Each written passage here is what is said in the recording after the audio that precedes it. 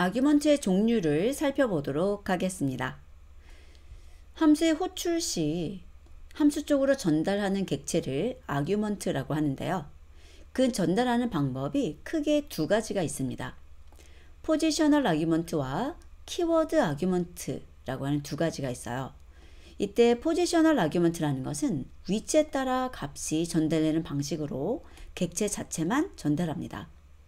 그런데 키워드 아규먼트라는 것은 이런 equal 기호, 어사인먼트를 할 때 쓰는 기호죠. 이런 equal 기호를 사용해서 특정한 파라미터의 어떠한 객체, 값을 제공하게 되는 것이 키워드 아규먼트입니다.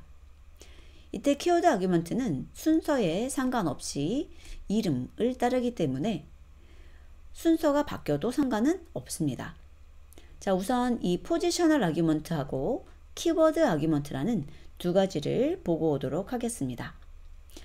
여기에 펑션이 있는데요. A하고 B라고 하는 두 개의 파라미터가 있죠. 그리고 그 두 개를 리스트로 만들어서 리턴하는 함수입니다. 그러면 이 함수를 사용한다는 것이 호출하는 것인데, 호출할 때는 이렇게 아규먼트를 넣어 주셔야 돼요. 그런데 객체 자체만 이렇게 두 개 넣어주게 되면 포지셔널 아규먼트라고 하는 것이고요. 순서에 따라서 12a라는 이름, 22b라는 이름을 갖게 되고요. 이 아래쪽에 있는 것이 키워드 아규먼트입니다. 키워드 아규먼트는 파라미터에 있는 이름만 사용할 수 있는데요.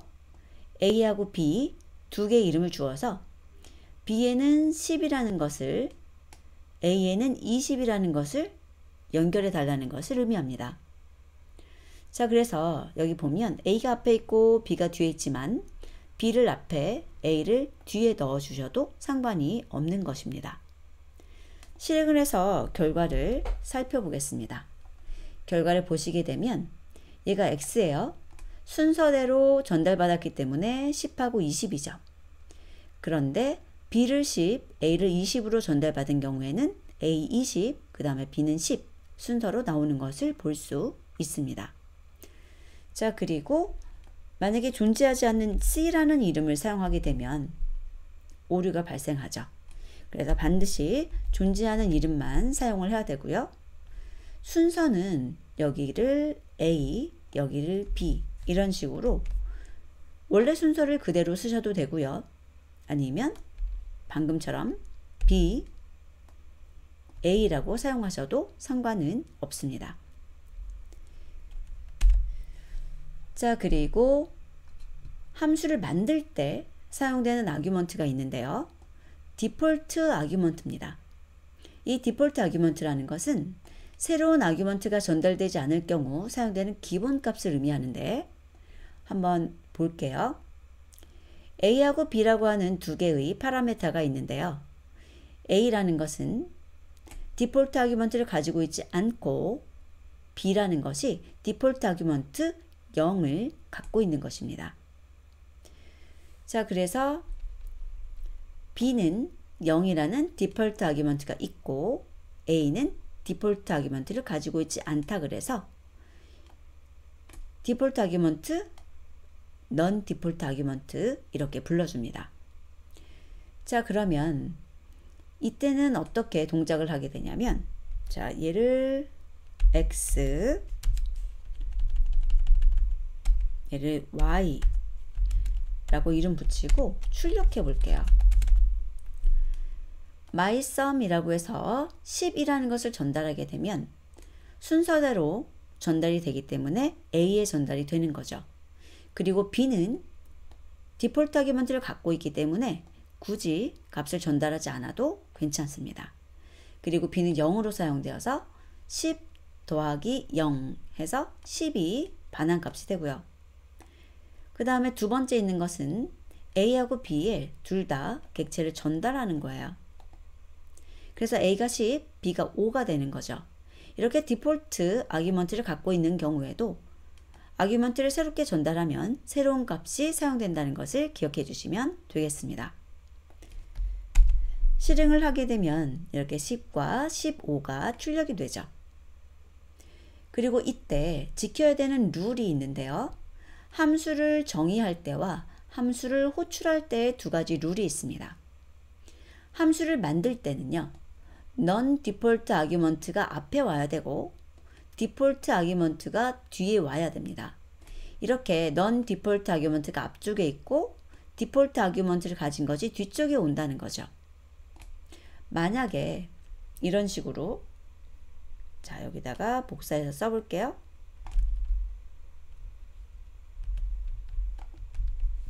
이런 식으로 제가 함수를 만들게 되면 오류가 발생을 하죠. 보면 non-default argument가 디폴트 아규먼트 뒤쪽에 왔기 때문에 문제가 된 것입니다. 그래서 이런 non-default가 앞에 오고 디폴트를 가진 것이 뒤로 간다는 것을 기억해 주시면 되겠습니다. 자, 그리고 저희가 펑션이 있는데 A, B, C라고 하는 세 개의 파라미터가 있어요. 그래서 제가 아규먼트를 전달하는데 세 개를 전달하려고 하는 거죠. 그런데 포지셔널을 이렇게 앞에 쓰고 뒤쪽으로 키워드 사용하는 경우는 문제가 발생하지 않습니다. 얘는 순서대로 동작을 해서 A에 10, 그 다음에 C는 20, B는 30 해서 60이 나오는 거예요. 자, 그런데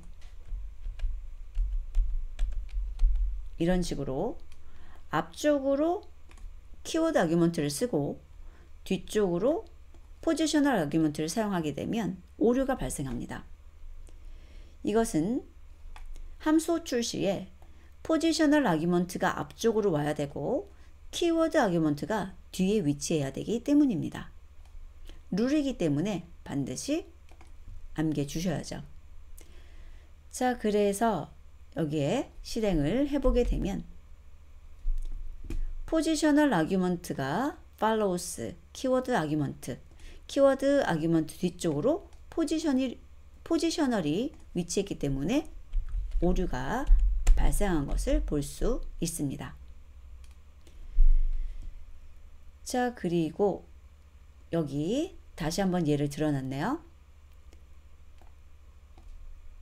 지금 non-default 가진 것이 앞쪽에 왔고 디폴트 값을 가지고 있는 것이 뒤로 왔죠. 이러면 아무런 이상 현상이 없습니다. 자, 그런데 앞쪽으로 디폴트를 가진 것을 넣고 뒤쪽에다 non-default를 넣게 되면 오류가 발생하죠. 자, 이렇게 해서 아규먼트에 대해서 살펴보았습니다. 아규먼트의 종류, 그 이름과 그 다음에 룰 같은 것들 꼭 기억해 주시기 바랍니다. 특히 이렇게 디폴트 값을 가지고 있는 이런 것들이 굉장히 많이 사용이 되거든요. 실제에서. 그래서 이런 것들이 디폴트 값을 가지고 있는 아규먼트고 내가 필요한 경우는 값을 전달할 수 있지만 아닌 경우는 기본 값을 사용할 수 있다는 것을 기억해 두시면 되겠습니다. 다음 학습에서 뵙도록 하겠습니다.